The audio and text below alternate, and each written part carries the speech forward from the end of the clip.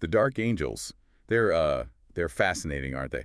One of the oldest and most revered chapters, but they're cloaked in so much mystery, so much secrecy. Even their fellow Astartes view them with suspicion. Yeah, their alternative names just add to that mystique, don't they? The Cowled Wardens, the Disciples of Caliban. It's like they deliberately cultivate this air of enigma. And the thing is, their secrecy, it stems from a dark secret from their past. A shame so deep it influences everything they do, their entire culture, really. You're talking about the fall of Caliban, of course, the event that stained the Dark Angel's legacy forever, sent them on this unending quest for redemption. Right, the fall. For someone who maybe isn't as familiar with the lore, how would you explain what happened on Caliban and why it's so central to who the Dark Angels are? Well, during the Horus Heresy, that galaxy-wide civil war that almost tore the Imperium apart, a part of the Dark Angels, they actually turned traitor. Led by Luther, Lionel Johnson's trusted second-in-command. The loyal Dark Angels, under the Lion, they fought to put down the rebellion. But the battle was so catastrophic it shattered Caliban, their homeworld. The irony is, the Loyalists won, but many of the traitorous Dark Angels, they survived. Became known as the Fallen, scattered across time and space. So it was a victory, but a tragic one, a Pyrrhic victory, leaving them with this legacy of betrayal, this impossible task of hunting down their fallen brothers across the galaxy. Exactly. And that mission, hunting the fallen, it became their everything. It shaped everything they did, from who they recruited to how they deployed. The shame of the fall, the weight of capturing those traitorous brothers, it permeates their entire culture. It's not just about revenge, though, is it? Or punishing the guilty. There's this deeper, almost spiritual aspect to their mission. Absolutely. The Dark Angels believe the fallen can be redeemed, that they can repent for their betrayal, return to the fold. It's this belief that drives them to hunt with such relentless zeal, seeking to offer them a chance at salvation. This spiritual element, it's fascinating. It's like they're not just warriors, they're zealots, driven by a faith that borders on, well, fanaticism almost. Yeah.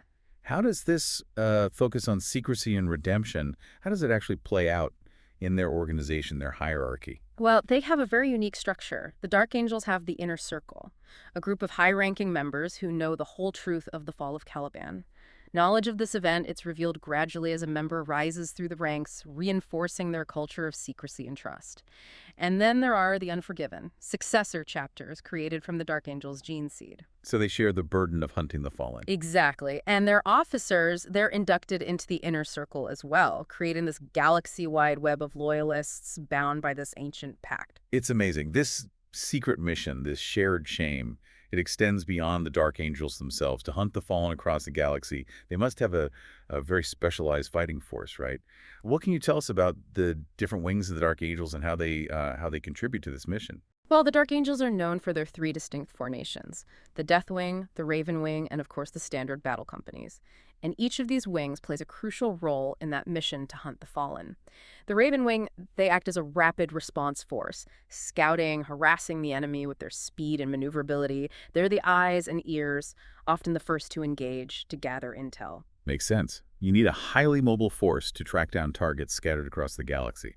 But what about when they need to deliver a decisive blow? Where do the other wings come in? That's where the Death Wing comes in, the elite of the elite, clad in Terminator armor, wielding the most devastating weaponry the chapter has. Their role, to deliver the killing blow, shatter enemy defenses and bring the fallen to justice. And of course, the Standard Battle Companies. They make up the bulk of the Dark Angels' forces, provide a flexible, adaptable fighting force that can handle any combat situation, really. Open warfare, urban combat, you name it. They are the backbone of the chapter, the foundation of their strength. It's incredible. Their entire organization, their way of war, revolves around this single pursuit, the hunt for the fallen. They really are a chapter defined by their past. They are. The hunt for the fallen, it's not just a mission, it's an obsession. Colors everything they do, their training, their rituals, even their interactions with other chapters. It would be fascinating to explore the mind of the man who leads them, Lionel Johnson himself. What kind of a leader is he? And how has his personality shaped the Dark Angels we know today? Lionel Johnson is a figure of immense power and mystery, really. He's a stoic, ruthless warrior, completely devoted to the Emperor. He's known for his brilliance as a strategist, his mastery of tactics. But he's also, well, he's shrouded in an enigma. His motivations are often hard to discern. Well, he was raised on Caliban, wasn't he? A death world teeming with with monstrous beasts. That must have had a profound impact. Oh, absolutely. Caliban was brutal, unforgiving. His childhood was constant struggle, constant danger. He learned to be ruthless, to be efficient, to value strength and loyalty above all else. And those qualities, they would come to define his leadership of the Dark Angels. So we have a chapter consumed by its past, led by a Primarch forged in the fires of a death world. It's a potent combination, to say the least. It is. The Dark Angels are a force to be reckoned with, on the battlefield and in the shadowy world of Imperial politics. But their history, it's also a cautionary tale, a reminder that even the most noble intentions can be twisted by secrecy, by obsession. Yeah, they're a real paradox, aren't they? The Dark Angels. So much strength, but also this deep vulnerability stemming from their past. Yeah, it's like they're always walking a tightrope, balancing that unwavering loyalty to the Emperor, but with this burning need to atone for what their fallen brothers did, makes them, incredibly complex and fascinating to study. Their history is full of pivotal events that shape not only their chapter, but the whole Imperium, really. One that stands out is the Rangdan Zenicides, a conflict so devastating the details are still shrouded in secrecy. Yeah, I've heard whispers about it. Never anything concrete, though. What can you tell us about the Rangdan Zenicides? Yeah. The Dark Angel's role in it? Well, the Rangdan were terrifying, absolutely relentless. A technologically advanced alien empire bent on galactic domination, a real existential threat to the Imperium. And the Dark Angels, under Lionel Johnson, they were instrumental in pushing back that Xenos aggression. Their tactics they were a testament to their adaptability and ruthlessness. They used guerrilla warfare, stealth, surgical strikes to disrupt the Rangdan war machine. It's interesting how those tactics, they mirror their approach to hunting the fallen. That same emphasis on secrecy, precision. Absolutely. The Dark Angels, they seem to prefer a more subtle approach to warfare, relying on intelligence, infiltration, targeted strikes, rather than just brute force. It's a reflection of Lionel Johnson himself, his personality, and his upbringing on Caliban. Speaking of Lionel Johnson, he had a pretty tense relationship with some of his brother Primarchs, right? His rivalry with Lanham Russ of the Space Wolves is legendary.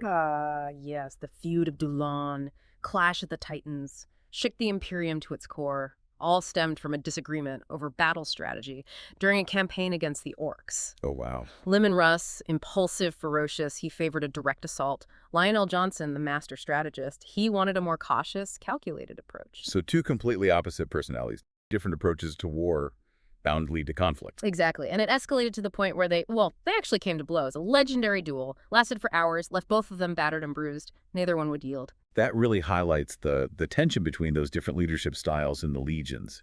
Makes you wonder, how did the Emperor intend to manage such strong personalities, each with their own vision for the Imperium?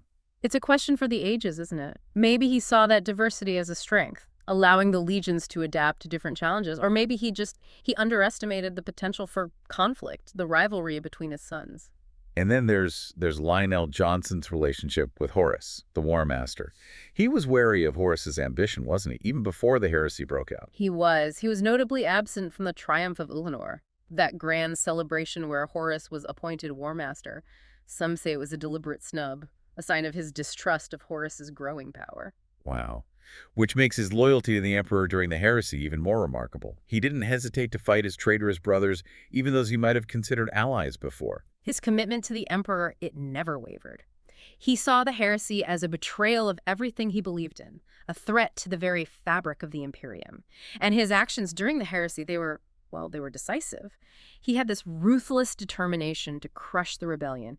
He even clashed with Conrad Kurz, the Primarch of the Night Lords. That must have been an epic confrontation. The stoic Lionel Johnson facing off against the embodiment of chaos and fear. It was a clash of ideologies as much as a physical battle.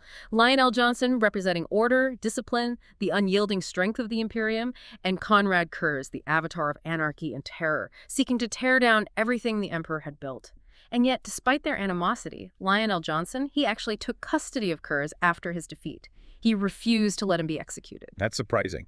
An act of mercy from someone known for his ruthlessness? It speaks volumes, doesn't it? Shows that deeper sense of duty, justice. He believed that even the worst criminals deserved a fair trial, even a monster like Conrad Kurz. During the heresy, he formed a powerful alliance with Robert Guilliman, Primarch of the Ultramarines. Together, they became a symbol of hope for the Loyalists. They did. Along with Sanguinius, they formed a triumvirate, coordinating their legions, their strategies, countering the traitors. It was a testament to brotherhood, to loyalty, even in the face of galactic betrayal and war. Their combined might must have been a force to be reckoned with on the battlefield. Absolutely. They achieved many victories, stemmed the tide of the heresy, gave the Loyalists a fighting chance.